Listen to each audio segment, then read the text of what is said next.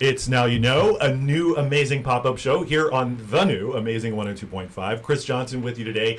We're relaunching this monthly program devoted to the topic of mental health this month because July, although you might not have known it, is also known as the B.B. Moore Campbell Minority Mental Health Awareness Month. Now, B.B. Moore Campbell, she was an American author, a journalist, a mental health advocate who was in many ways representative of the founders of the National Alliance on Mental Illness. She was a mother of a person with a diagnosis who was really struggling to take care of her own daughter.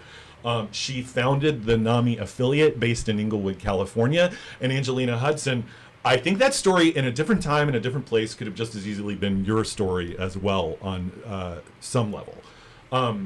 So you talked with us earlier about how it was that you came to NAMI all those years ago.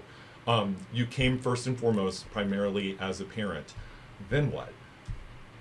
Well, you know, I didn't plan out this path that I have followed. It was not my intention 21 years ago to be the executive director of a NAMI affiliate, but it was my goal to try to reach back and help others in the same way that I was helped.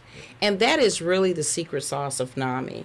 NAMI has been in the Houston area since 1988, in the country since 1975, and it's led by volunteers. It is a grassroots organization where once people are helped and they find that the evidence-based programs that we use, led by peers, are so life-changing and life-saving, then those individuals that graduate from the program turn around and get certified to further lead the program. So I went from a participant to a graduate to a teacher. I was certified as a teacher in one or two programs. Then I became a state trainer and a national trainer, a board member, an advocate. And so it's been my whole life. It's been my whole life journey.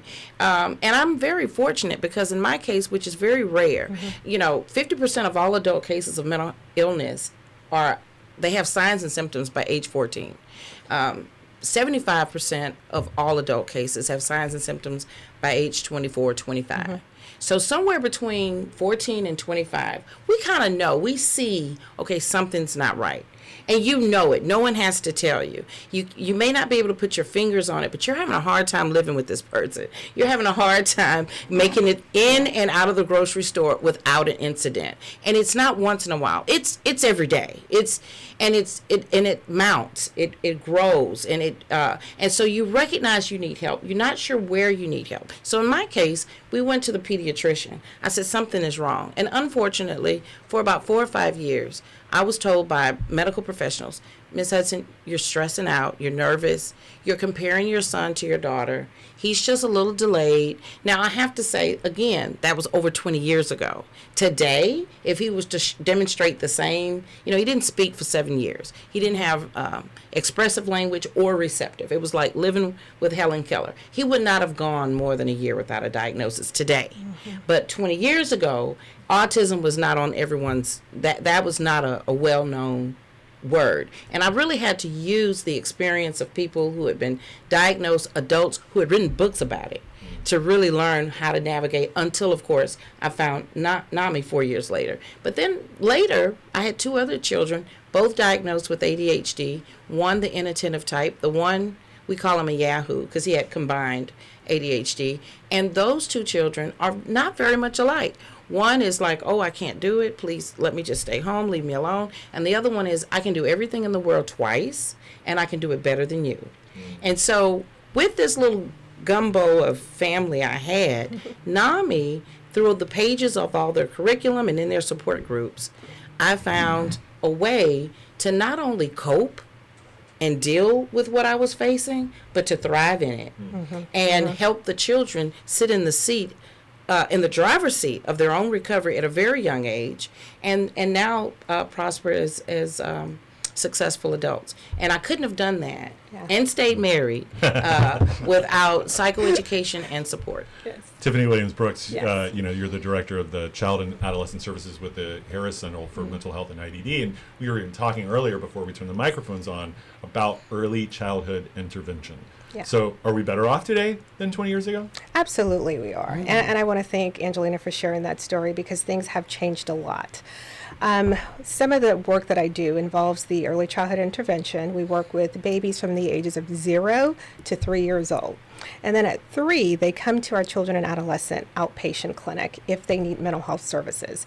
And that is crucial because at that time when the families realize something's not right here, we need a little help, they come to us for that. And we have parents and families who are coming in saying the teacher says that we have to do something or he can't come back to school or he's suspended or expelled. That's when we start getting those children so that we can get in there, do an intake assessment, try to identify what the diagnosis is and start their treatment planning.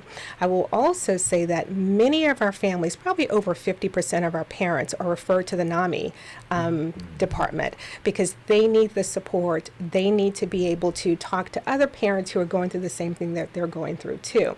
We also have certified family partners, and these are actual parents' lived experience of having children who have mental health issues or even IDD issues. We try to pair those certified family partners with those parents just because they need that support. They need to understand what questions do I ask during the ARD meeting that Angelina talked about earlier. What right do I have as a parent when it comes to the school saying they're going to kick my child out? So at that age, between 3 and 17 years old, we provide those services in the children and adolescent unit. And it could do a world of difference for our parents and for those kids and even for the whole family and the school too, because they're often calling us trying to get other students into services with us.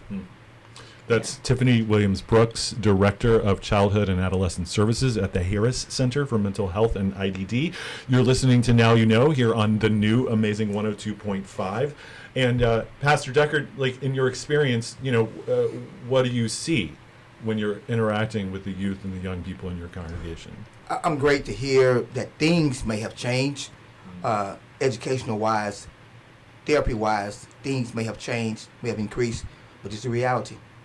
Awareness in the inner city, the mindset has not changed. In the inner city, you look at little Keisha and you just say, she's just crazy. We label people instead of getting help for people. So we push it aside like it really does not exist. We pretend like mental illness is not something that's real in our communities because, again, we're bombarded with struggle. We're bombarded with issues, so we push this to the side and just call it crazy or he just being him. But we need to make sure that we are advocates and voices in the inner city, that these resources are available. I've made a decision to scream as loud as I could. Everybody needs a great pastor and a great therapist. You're not crazy for getting help. You're crazy for not getting help. I'm trying to make therapeutic behavior cool in the hood. So we have those who know have to make sure that those who don't know do know. That's Pastor E.A. Deckard, Senior Pastor of Houston's Greenhouse International Church. You're listening to Now You Know here on the new Amazing 102.5. Coming up, we're going to continue the conversation. Don't go anywhere.